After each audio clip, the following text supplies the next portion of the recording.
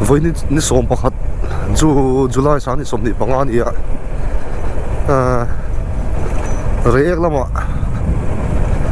cần thi đã với ní lên hun cần mang đồ na rem sáng mà cần tia gì cả là cần xua cả hay sắc anh em samu hi là thấu thấy chi đâu ạ Ngai Tlang về là tung chuột ấy mà về đi anh vác cái về rồi à chút tiền về chuột đến hun cần mang đồ là gì ạ chùa khó thế vậy camera po man lâu na rây ta làm bằng công po hay ngay thế tên rất sẽ khổng mày như lại ni về thiên khăn của anh suul đâu chẳng chắc là ni mình lại phải in về cho hay qua anh thật xấu đâu ta tỷ sẽ không mấy ni em rồi xua quá với ni lại in REIEK ao hun cần mang đồ này internet am pang bui puin mo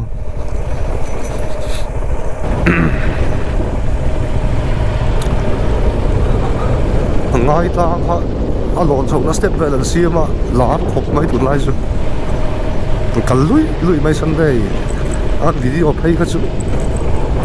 gì thấy đã nó tụi lắm đâu copin hàng ôm mà hay với quan trọng play cho đến với làm ảo tập quân cái lăng để lúc mấy thấy nè mình dâu thể hiện thiêu thằng này gắn bó anh cái một video là nó sẽ cần đi cho nên cần bắn khom sung về to này cái này po cho mình vào cái tum lúc tục cần đi xuống đâu á rem chán là lại Ngai Tlang làm bằng REIEK Tlang top làm bằng ó hami cháu trăng han lại khác ăn bắn mà sẽ chín đô này là thọ trần mai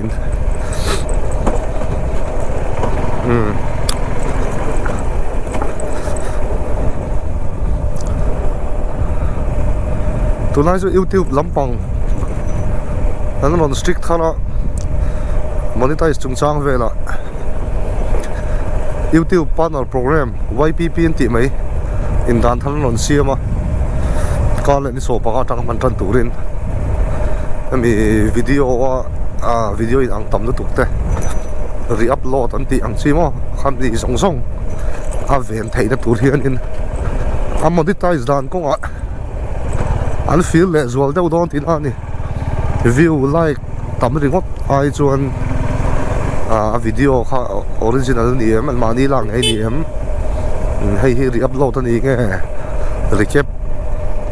thì bốn về là anh làm phim view đón tổ ní là mass produce le repetitious làm bằng chú vàng chú với ni YouTube vào tấm tắc bây giờ YouTube vào tấm tắc thế hiện in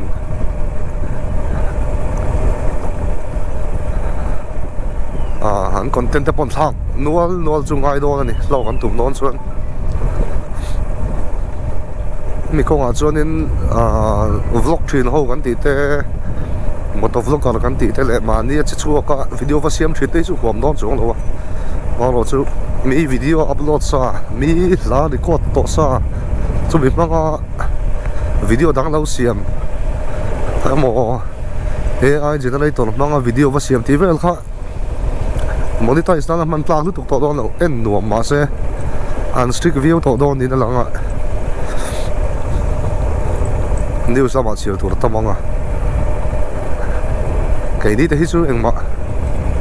YouTube va ta ve po ni la monetize sam ba ha thei ve lo phim ma min mong lo view mai lo strict view po ni se ma ni video sia ma upload kha kan ni thawa ka kha chu min huam ve lo tu to sung lo chút mun YouTube vào hậu thế mi video rồi re-upload ta rồi REIEK thì bốn về là tan khá là bôi đó là nị ha có lẽ đi số ba trên anh mang trần đô nè anh tiền ta kinh nghe nị ngong thui don ni suyat ala ni lo lampang bolo chu nuam ngang mai tle mina vot dewa pasal kong hi thalo ve ma hai lampang hi chu ni nom cha da chang deuh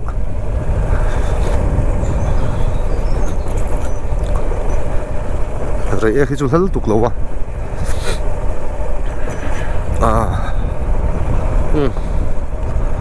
sa zel patang tlong lei vela tlong din mun en do ni o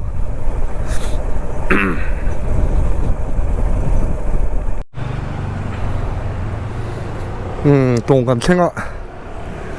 hei tui po tắm hùm khóc mày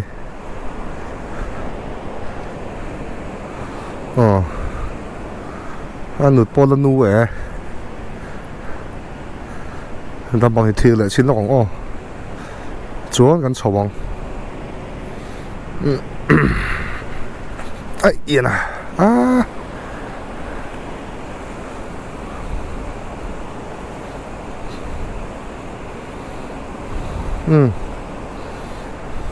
luang đủ đủ mày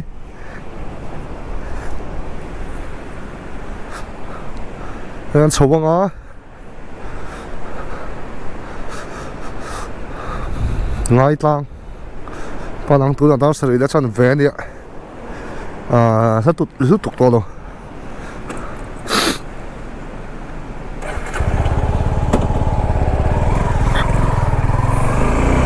nunga sabun mi ron zui me ka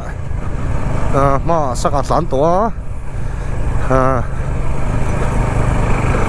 rồi chú khoa thằng đi lên xe cái tiền thế mày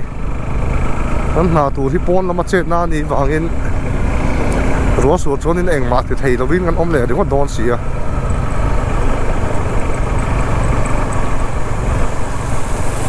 ai rồi tụi ai lo REIEK hay là bằng công thì mình sẽ chịu trả lâu về cái này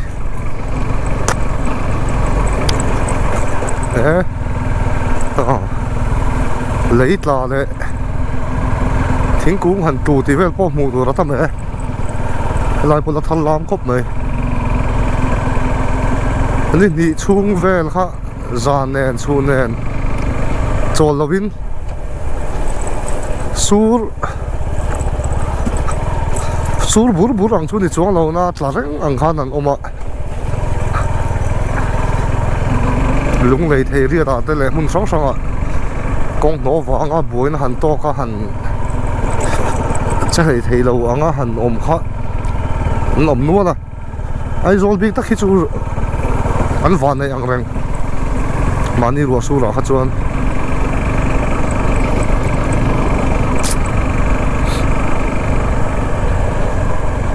lúc này là bảo bộ mình nó sao biết nó chung in lệ lâu mình sinh hành liêm là thì về ống liêm lâu à lò mồm phía nè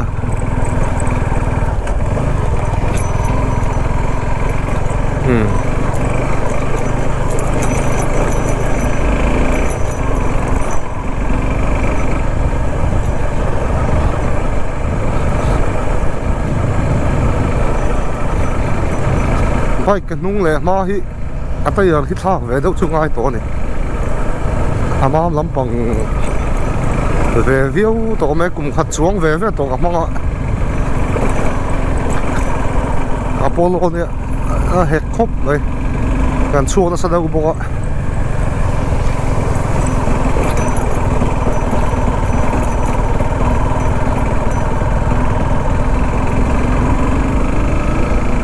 làm bằng cái dụng thịt rất thuộc thầy lộng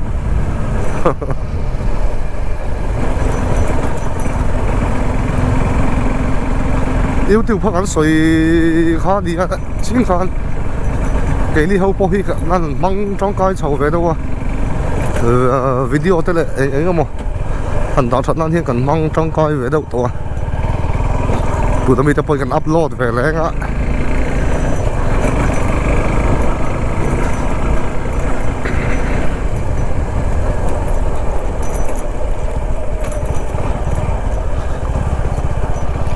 subscriber sang khát chín lệ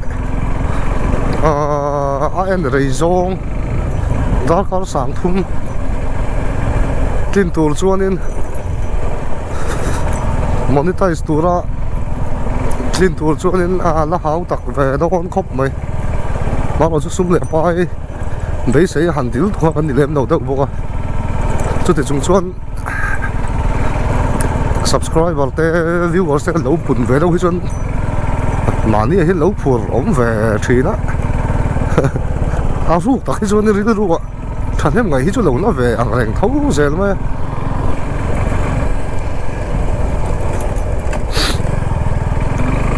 duna subscriber hi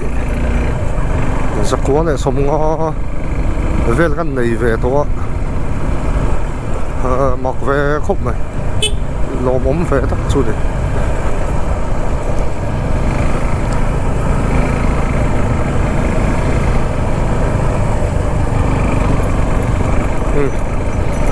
sáng sẽ đi lạc khi lại ai long thèn mà thính cùng môi đâu trộn về đất trên đâu mà han in trộn lại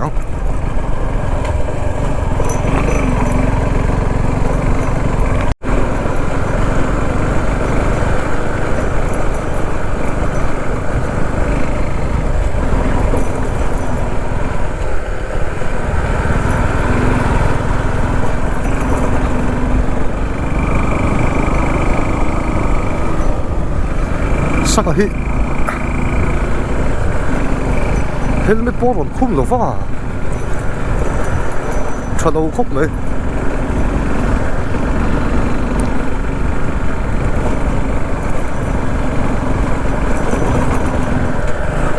hậu te pal cheng thei hi ni kan chuwa ke ma ni kan che solo po he nen bidang in melon ti pal thei ni ti hi ril ro he na thir reng ngai kan helmet khum chu amoi ko ma an soi thin da nang da win lu spare om to si lo mo han lei mai tu ri om to si lo chu wang chuan kan kut te kan khu te lil thei an khal chuan in lu te eng kim kan vel film kul deuh chu ngai ni ei kan naw po hi tuna lu khum hi chuan in chẳng đó đâu phim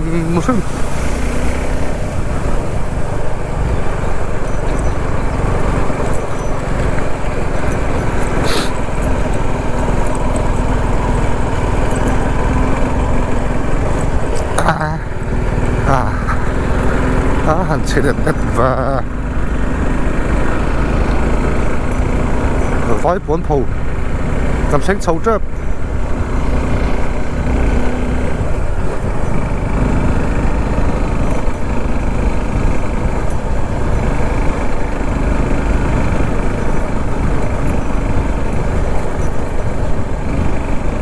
hi base camp vật lụ mấy nó đi ạ máu tôi và tôi vẫn còn chuyện anh này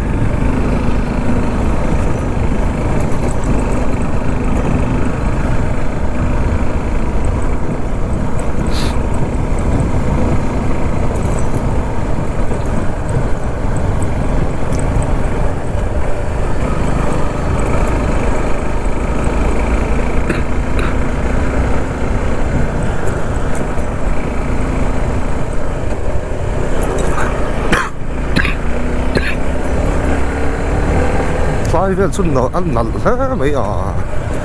con mắt thỏ sẽ lăng xuân đại nuông to này đại bò về đấy mà môi đó là tục với mắt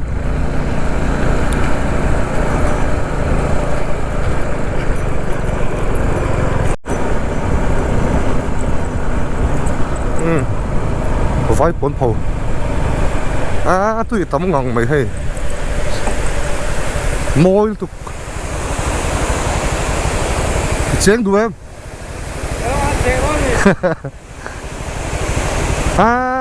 túi là mày con này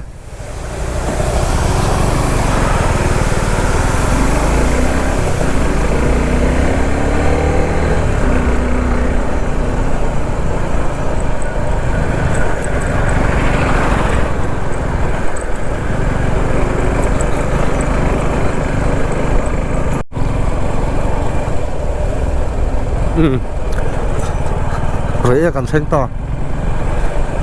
in so theng e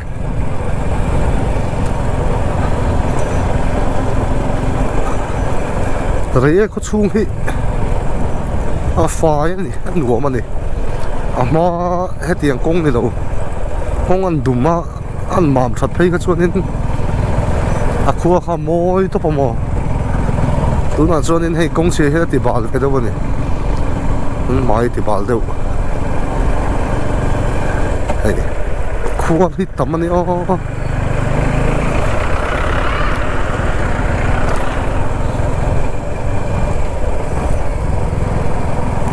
Tlang lam pang pan na pudu khi mà tết oma ni an thọ pu ni a an ni in han pan ma in ngai tlang chu thấy lo còn ta chuang lo wa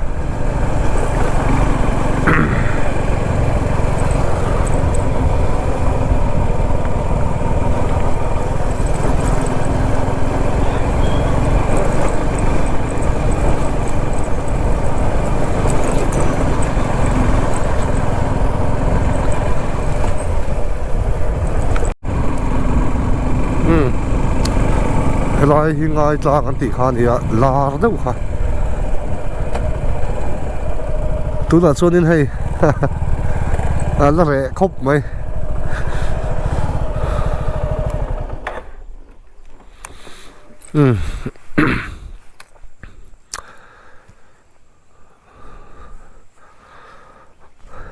pathian ni vela anin no teuh ang kha thầu hoa bể thom lâu nè thầu hoa thầy sẽ lăng xuân nên tụi tây cần hun lái được cái này hay môi nó tục hắn sầu về bể gặp ô hắn chặt liếu mẹ bác sĩ khi lại ăn thụt nó về tất thì cho thèn về sám cho cái đồ này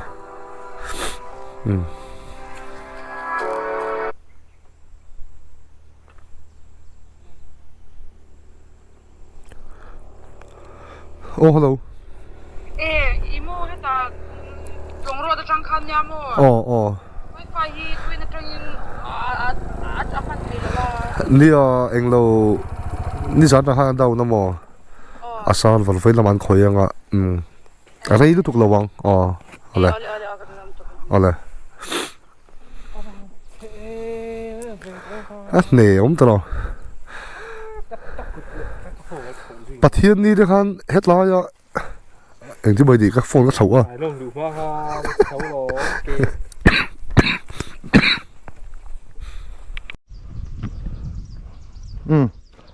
xấu đó nè helmet về đi cái sân mấy đôi mình này kia ngang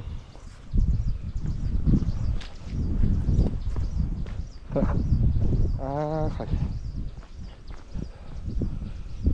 bây giờ đó là và chọc riếu mày ạ một xin năng hay hảo tặng đó nó được về hắn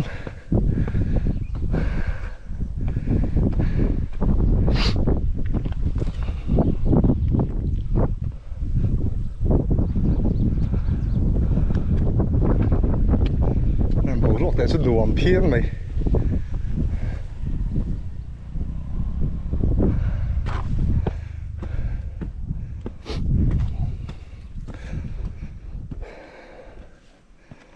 lăng chầu view na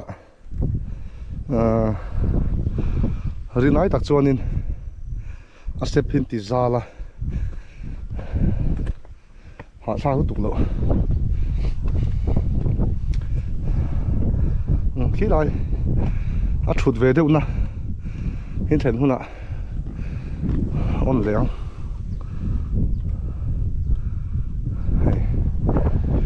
hay moi xin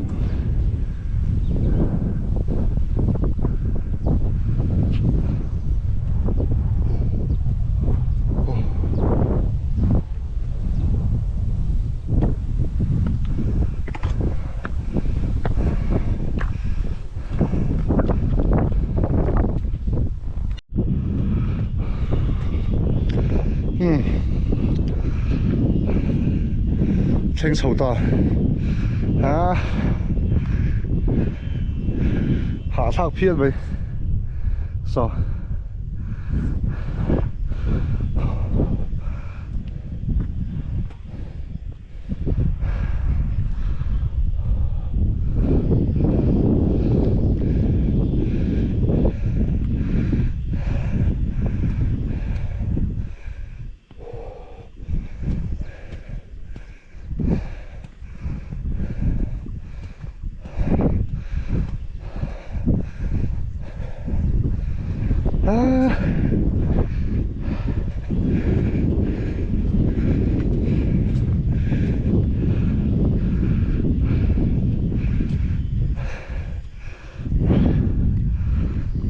这来真远呢，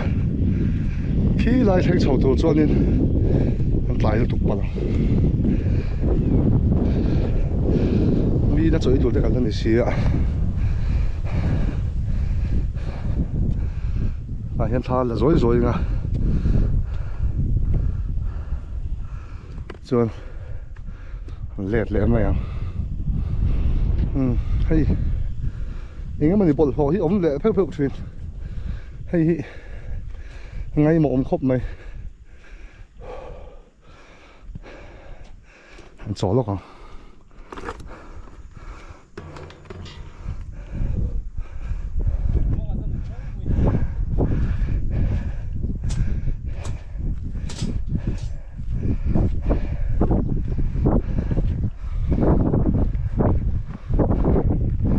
không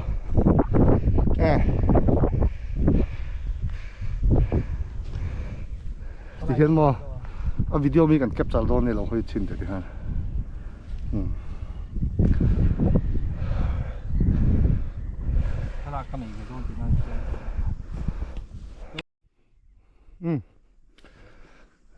sao được ăn lá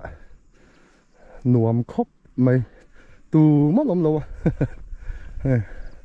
lên thật toang hay đó để sum ly bằng áo vel nè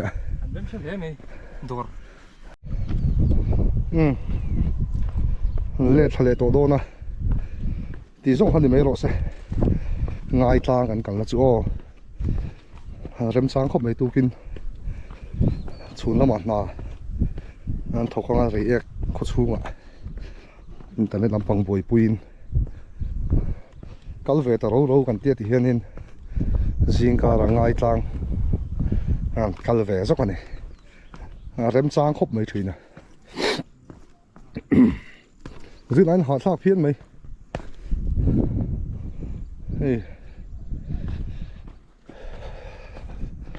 lâu hun lại đã cái gì khó thật xuân nên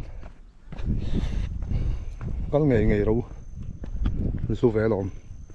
hay rally ngắn xiêm té step ngắn xiêm té hi háo tắc đón mà nghe